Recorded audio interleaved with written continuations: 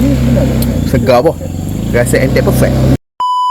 Assalamualaikum warahmatullahi wabarakatuh. Nama saya Farid Azaimi, berasal daripada Seremban Negeri Sembilan. Kita mengusahakan dusun di Gua Musang, Kelantan. Luasan anggarkan lebih kurang 18 hektar. Kebun saya ni ada beberapa jenis tanaman utama lah. Baka durian Musang King lah, Blackthorn A200, durian kampung, pokok kelapa pandan, beberapa tanaman pisang. Sebelum ni saya tak tahu produk brand Ningyo ni. Lepas kita ada satu expo agri di MyTech Kuala Lumpur, approach ada booth brand Ningyo dan kita dapat banyak penerangan lah.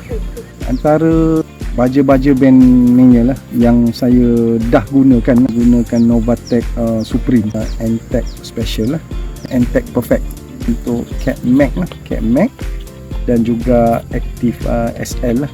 Aplikasi untuk penggunaan Novatec Supreme ni, kita taburkan aplikasi dia kepada kawasan kanopi lah. Jadi biasa kita gunakan dalam sekilo lebih macam tu. Saya tak guna banyak, tapi saya guna kerap. Kalau nak recommend tu, saya nak suruh orang cuba dululah. Dia punya untuk dia nak dapatkan hasil yang puas hati lah orang kata. Perancangan masa hadapan lah untuk dusun saya ni, saya nak buat penanaman nenas lah, MD2, kerjasama dengan Lembaga Perindustrian Nenas Negara lah. Kawasan saya ni lebih berpotensi untuk kepada agrotourism. Di kawasan ni selain daripada tanaman kita ada juga kita boleh ikan dalam sangkar, dan juga akan datang juga ada rusa lah.